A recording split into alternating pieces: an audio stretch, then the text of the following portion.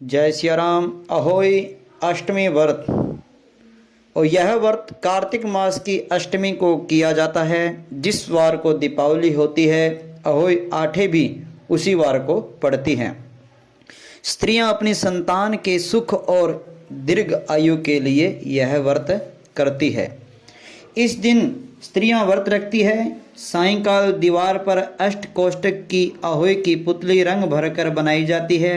उस पुतले के पास स्याही, स्याऊ तथा स्याही के बच्चों का भी चित्र बनाए या छपी हुई अहोई अष्टमी का चित्र मंगवाकर दीवार पर लगा सकते हैं तथा उसका पूजन कर सूर्यास्त के बाद अर्थात तारे निकलने पर अहोई माता की पूजा करने से पहले पृथ्वी को पवित्र करके चौक पर एक लोटा जल भरकर एक पटरे पर कलश के भांति रखकर पूजा करते हैं और अहोई माता का पूजन करके माताएं कहानी सुनती है। और एक अन्य विधि और है, कार्तिक मास के कृष्ण पक्ष की अष्टमी को पुत्रवती स्त्रियां निर्जल व्रत रखती है और फिर संध्या के समय दीवार पर 8 कोनों वाली पुतली अंकित की जाती है और पुतली के पास ही स्याऊ माता व उनके बच्चे बनाते हैं और इसी दिन शाम को चंद्रमा को अर्घ्य देकर कच्चा भोजन खाया जाता है। अब अहोई माता की कथा। अहोई माता की एक अन्य कथा भी प्रचलित है। एक साहूकार था जिसके 7 बेटे थे और 7 बहुएं तथा एक बेटी थी। दिवाली से पहले कार्तिक बदी अष्टमी की 7 बहुएं अपनी इकलौती ननंद के साथ जंगल में खदान में मिट्टी खोद रही थी और वही स्याऊ सेई की मान थी। मिट्टी खोदते समय ननंद के हाथ से सेई का बच्चा मर गया।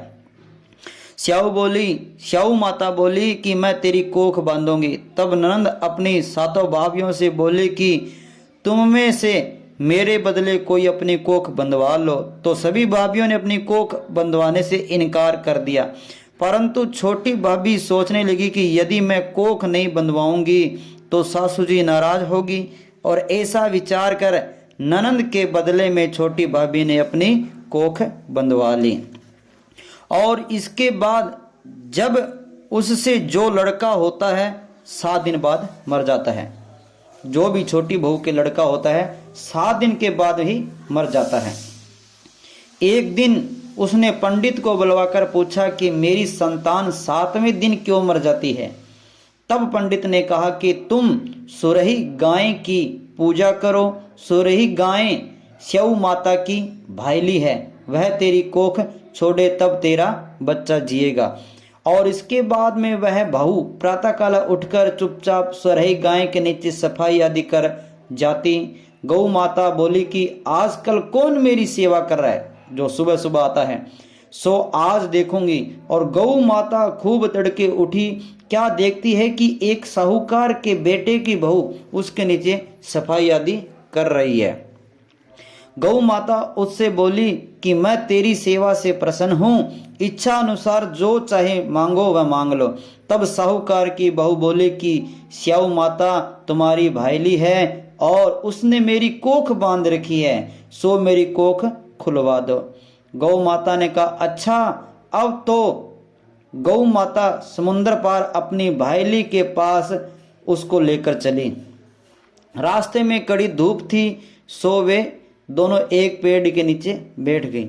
थोड़ी देर बाद में क्या होता है कि एक सांप आया और उसी पेड़ पर गरुड़ पंखनी पक्षी का बच्चा था। सांप उसको डसने लगा। तब साहूकार की बहू ने सांप मारकर डाल के नीचे दबा दिया और बच्चों को बचा लिया। थोड़ी देर में गरुड़ पंखनी आई तो वह खून पड़ा देखकर साहूकार की बहू के चोंच मारने लगी। तब साहूकार ने बोली कि मैंने तेरे बच्चे को नहीं मारा, बल्कि सांप तेरे बच्चों को डसने को आया था, तो मैंने तो उससे तेरे बच्चों की रक्षा की है। यह सुनकर गरुड़ पंखनी बोली कि मांग तू क्या मांगती है। वह बोली 7 समुद्र पार स्याऊ माता रहती है, हमें तू उसके पास पहुंचा दे। तब गरुड़ पंखनी ने दोनों को अपनी पीठ पर बैठाकर स्याऊ माता के पास पहुंचा दिया। स्याऊ माता उन्हें देखकर बोली कि आ बहन, बहुत दिनों के बाद आई है। फिर कहने लगी कि बहन, मेरे सिर में जूं पड़ गई है। बहन, तुम बहुत दिनों के बाद में आई है। और फिर से कहने लगे कि मेरे सिर में जूं पड़ गई है। तब सोरई के कहने पर साहूकार की बहू ने सलाई से उनकी जुएं निकाल दी। और इस पर स्याऊ माता प्रसन्न हो बोली कि तूने मेरे सिर में बहुत सलाई डाली है, इसलिए तेरे 7 बेटे और बहू होगी। वह बोली, मेरे तो एक भी बेटा नहीं है, 7 बेटे कहाँ से होंगे। स्याऊ माता बोली, वचन दे दिया, अब मैंने वचन दे दिया, वचन से फिरूं तो धोबी के कुंड पर कंकरी आऊं। जब साहूकार की बहू बोली, मेरी कोख तो तुम्हारे पास बंद पड़ी है। यह सुन स्याऊ माता बोले कि तूने मुझे ठग लिया। मैं तेरी कोख खोलती तो नहीं, परंतु अब खोलनी पड़ेगी। जा, तेरे घर तुझे 7 बेटे और 7 बहू मिलेगी। तू जाकर उद्यापन करियो और 7 अहोई बनाकर 7 कढ़ाई करियो।